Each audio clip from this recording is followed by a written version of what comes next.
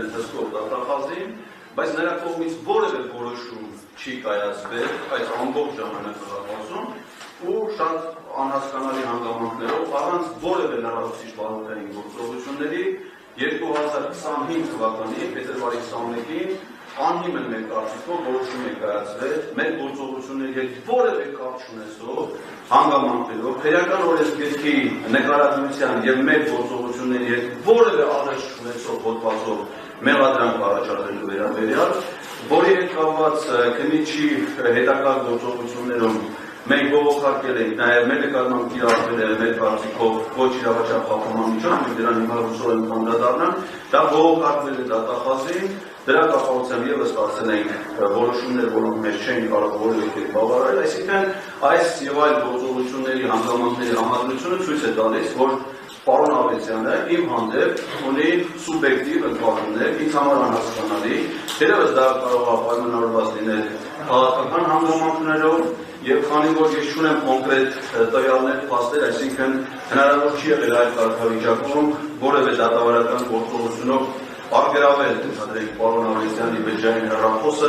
ցույցել նրա պարունակությունը, այդ թվում եւ WhatsApp հավելվածով նամակագրությունը, հետեւաբար չեն կարող ասել, թե կոնկրետ ինչ հանգամանքներ կարող է պատճառ հանդիսած լինեին, որպեսզի պարոն Ավետյանի նկատմամբ ցուցաբերեր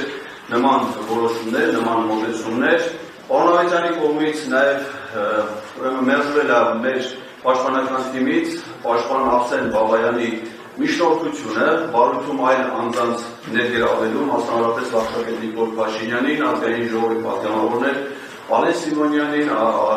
Անդրանիկ Քոչարյանին, Արուսակ Գյուլակյանին, որպես մեղադար այս գործում ներգրավելու համար, ինչը ցույց է տալիս, որ պարոն Ավետյանը մեր կարծիքով հակված է եղել ոչ թե գործի անկողմնակալ բազմակողմանի քննություն կազմակերպելու իրավասությունների շարունակելու, այլ հասցեական անձնապես իմ դեմ կոնկրետ գործողություններ անելու եւ դրանով պայմանավորված ոչ մեր կարծիքով ոչ իրավաչափ որոշումներ կայացնելու համար։ Կարծում եմ, որ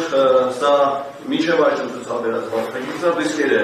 առաջացնում նաև նրա հետագա գործունեության հետ կապված, որում մենք պարոն Ավետյանի գործողությունների մեջ նաև նկատել ենք այնպիսի ծավեր, որոնց կարգավորումները տրված են քրեական օրենսգիրքի 480 հոդվածի կարգավորումներով,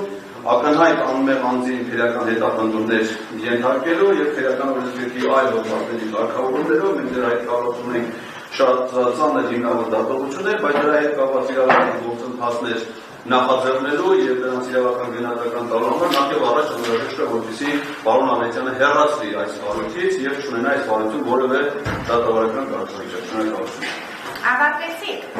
Պարոն Ղազարյան, այդ ներկայացած միջնորդության հետ կապված դատարանը ցանկանում է որոշակի բարձրաբանում ստանալ։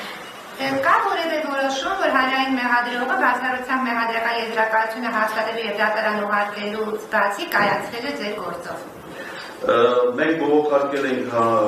ուրեմն հանրային մեղադրողի նաև քննիչի կողմից կայացված որոշումները, մասնավորապես չբացակայելու արգելք